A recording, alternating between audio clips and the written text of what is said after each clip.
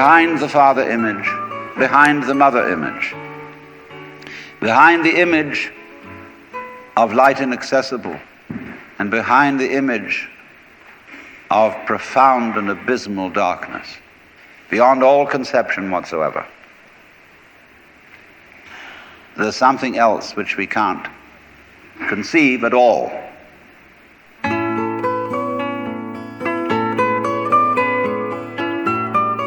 Welcome to The Love of Wisdom with Alan Watts.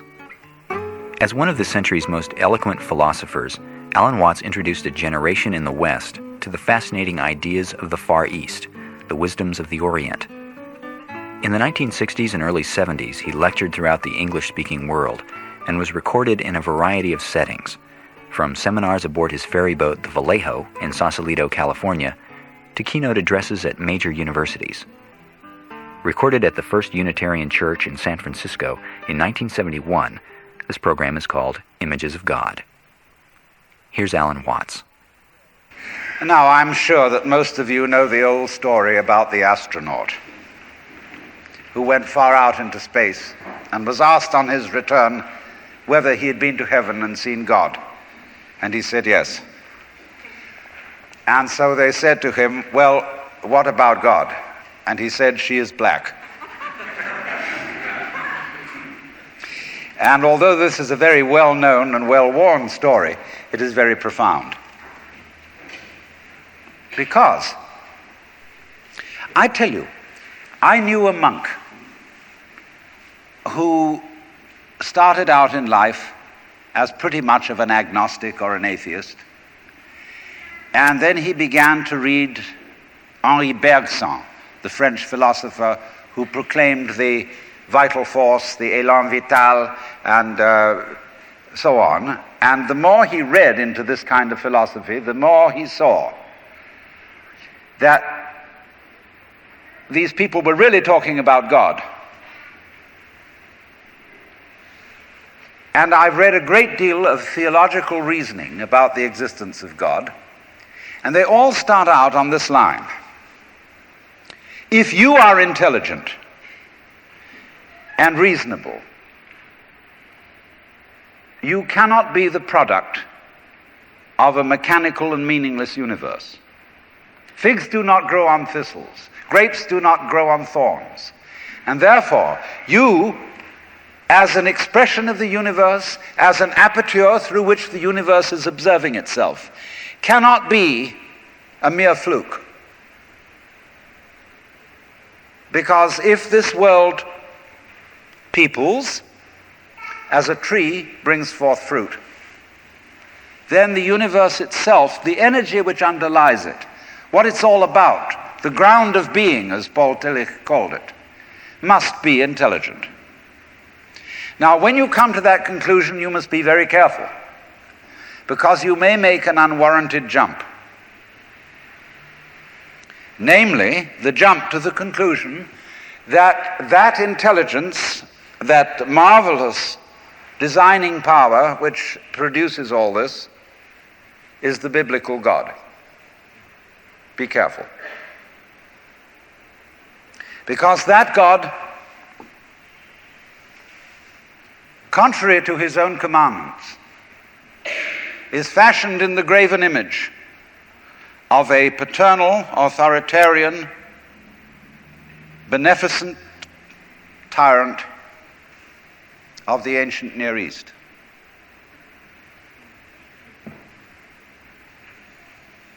And it's very easy to fall into that trap, because it's all prepared, institutionalized in the Roman Catholic Church, in the synagogue, in the Protestant churches, all there ready for you to accept.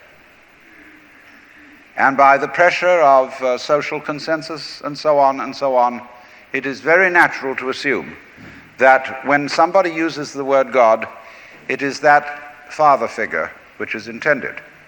Because even Jesus used the analogy, the Father, for his experience of God. He had to.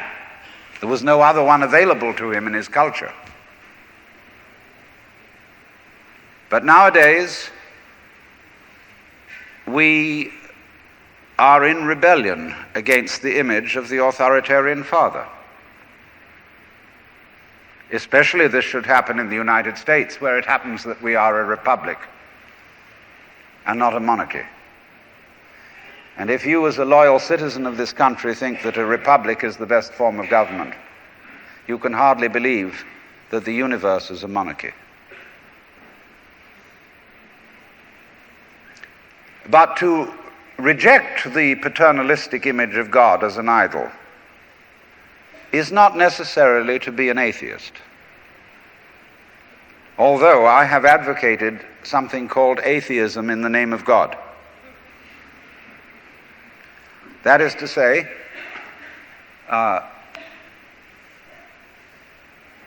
experience, a contact, a relationship with God, that is to say, with the ground of your being, that does not have to be embodied or expressed in any specific image.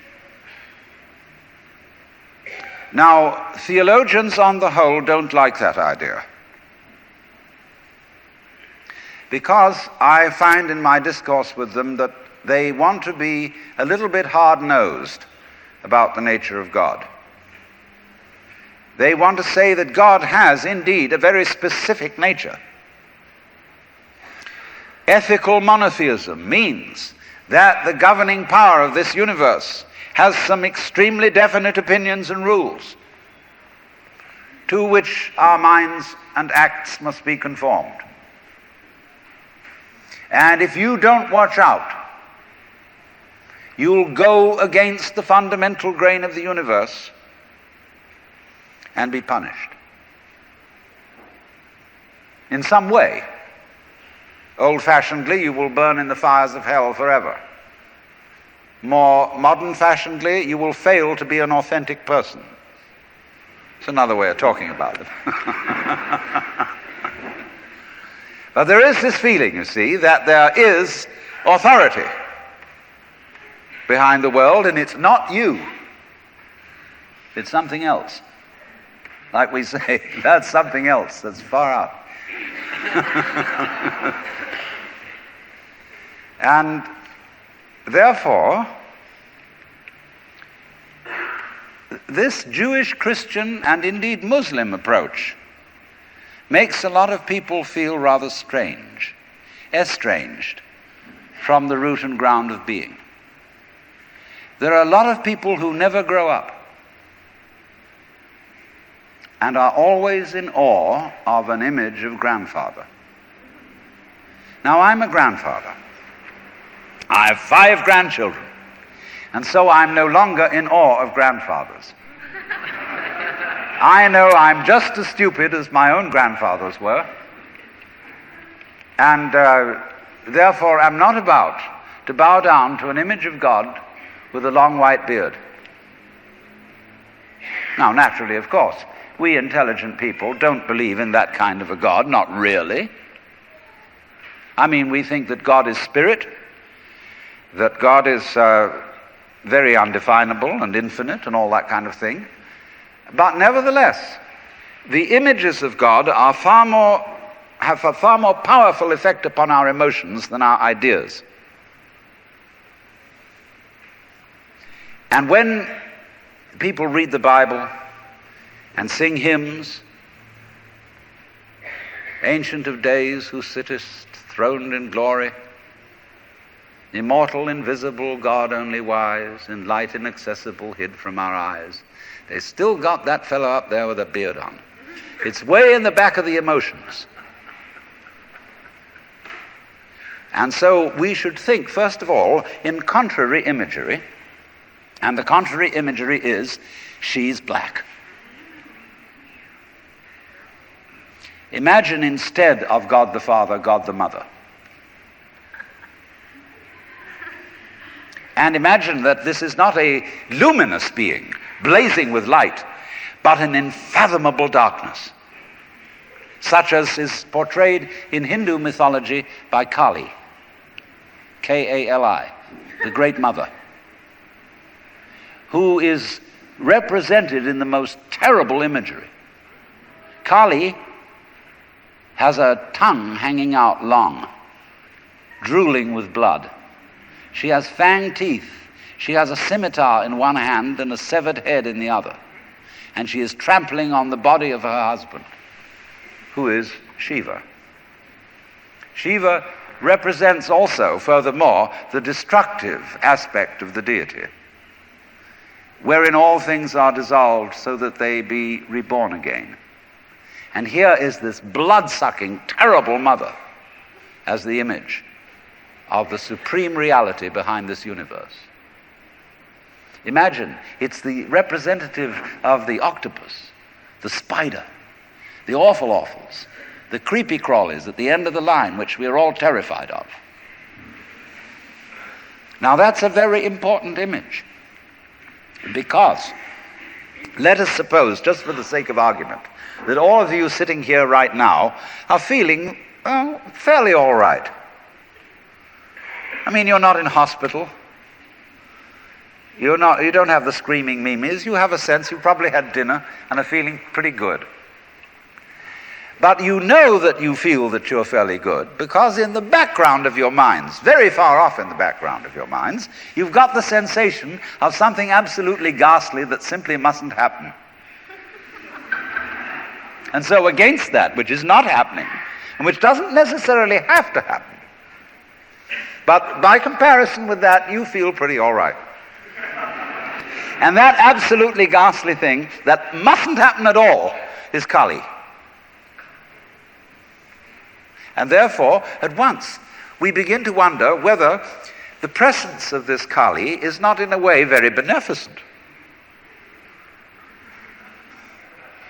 I mean, how would you know that things were good unless there was something that wasn't good at all?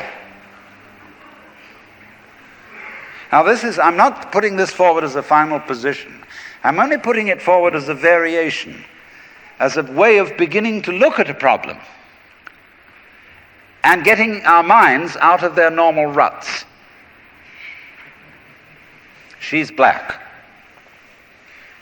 Well, she, first of all, feminine, represents what is called philosophically the negative principle.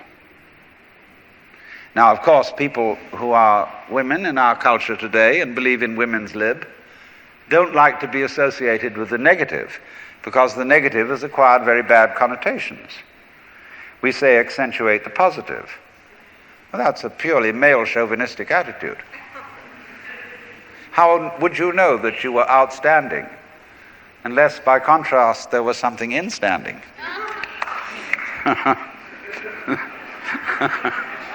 You cannot appreciate the convex without the concave. You cannot appreciate the firm without the yielding. And therefore, the so-called negativity of the feminine principle is obviously life-giving and very important. But we live in a culture which doesn't notice it. You see a painting, a drawing of a bird, and you don't notice the white paper underneath it. You see a printed book, and you think that what is important is the printing, and the page doesn't matter. And yet, if you reconsider the whole thing, how could there be visible printing without the page underlying it? What is called substance, that which stands underneath, underneath, stands. To be substantial is to be underlying, to be the support, to be the foundation of the world. And of course, this is the great function of the feminine, to be the substance. And therefore, the feminine is represented by space, which is, of course, black at night. But were it not for black and empty space, there would be no possibility whatsoever of seeing the stars. Stars shine out of space, and astronomers very high-powered astronomers are beginning to realize that stars are a function of space. Now that's difficult for our common sense, because we think that space is simply inert nothingness. But we don't realize that space is completely basic to everything. It's like your consciousness. Nobody can imagine what consciousness is. It's the most elusive, whatever it is, that there is at all, because it's the background of everything else that we know. Therefore, we don't really pay much attention to it. We pay attention to the things within the field of consciousness, to the outlines, to the objects, to the so-called things that are in the field of vision, the sounds that are in the field of hearing, and so forth. But what it is that ever it is that embraces all that, we don't pay much attention to it. We can't even think about it. It's like trying to look at your head. You know, you try to look at your head, and what do you find? You don't even find a black blob in the middle of things. You just don't find anything. And yet that is that out of which you see, just as space is that out of which the stars shine.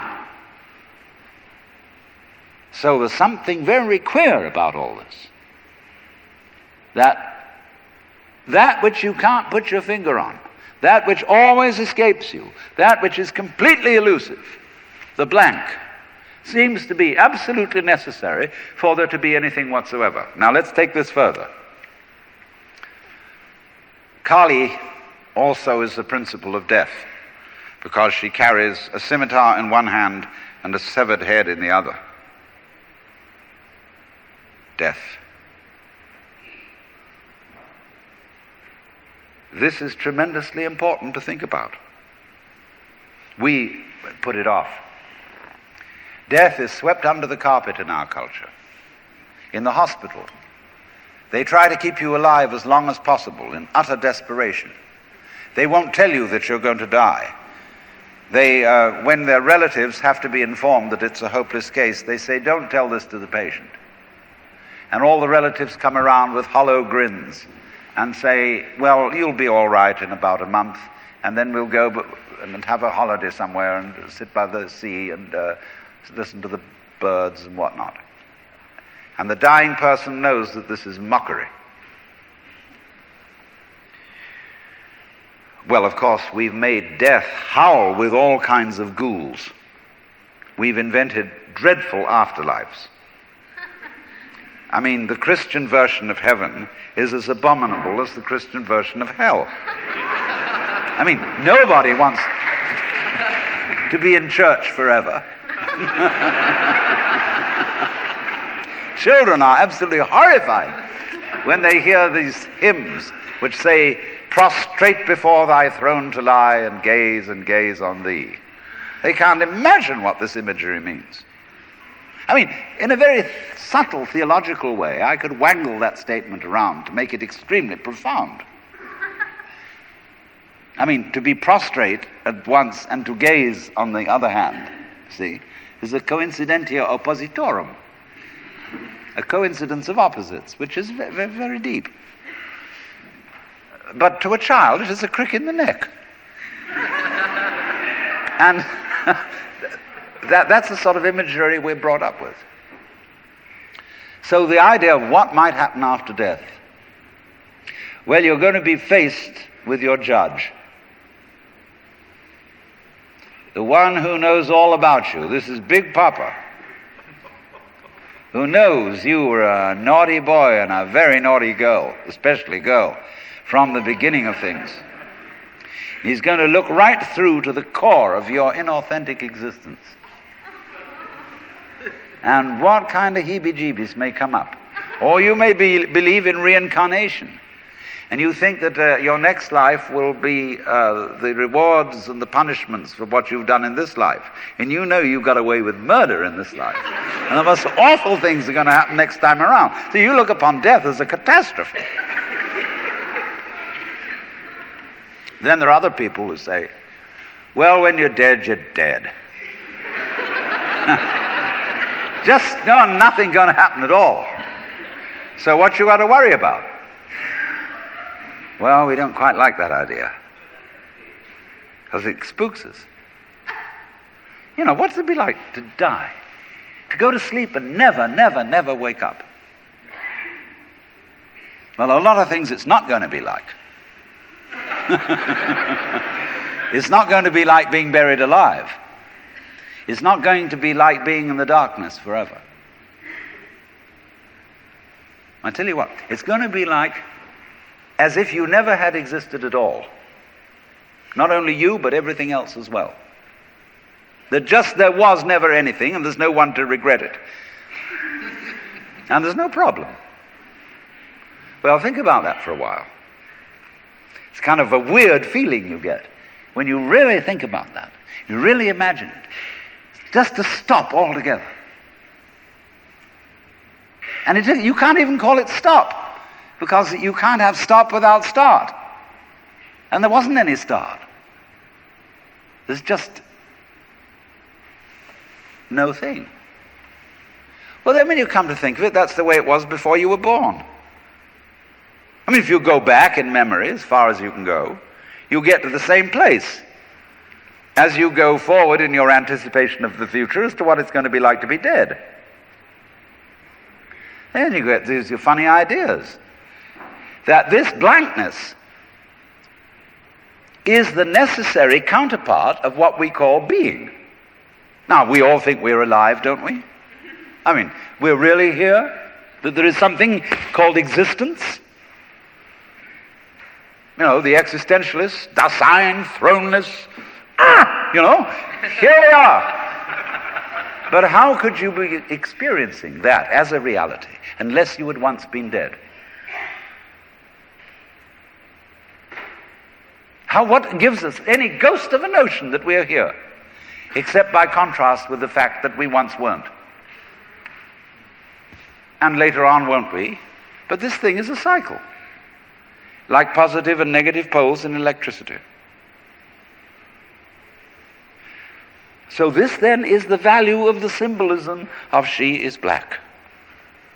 She, the womb principle, the receptive, the instanding, the void, and the dark. And so that is to come into the presence of the God who has no image. Behind the Father image, behind the Mother image, behind the image of light inaccessible, and behind the image of profound and abysmal darkness, there's something else which we can't conceive at all.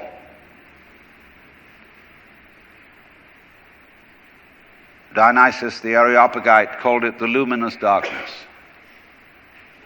Nagarjuna called it shunyata, the void. Shankara called it Brahman, that which of which nothing at all can be said. Neti neti, beyond all conception whatsoever. And you see, that is not atheism in the formal sense of the word.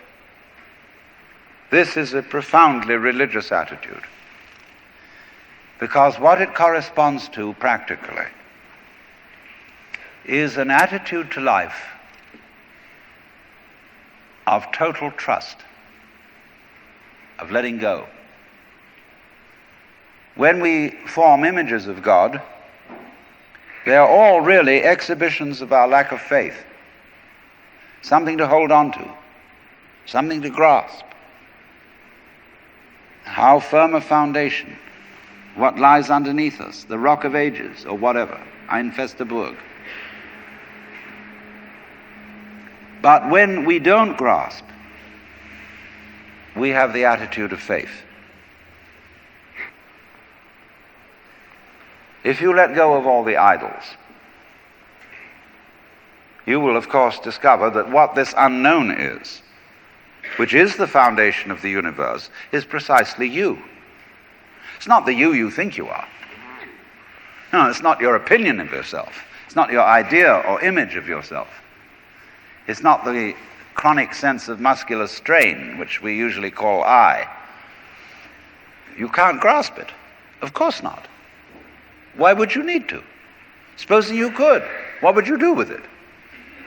And who would do what with it? You can never get at it. So there is that profound central mystery. And the attitude of faith is to stop chasing it. Stop grabbing it. Because if that happens, the most amazing things follow. But all these ideas of the spiritual, the godly, as this attitude of must, and we have been laid down the laws which we are bound to follow, all this jazz, is not the only way of being religious and of relating to the ineffable mystery that underlies ourselves and the world.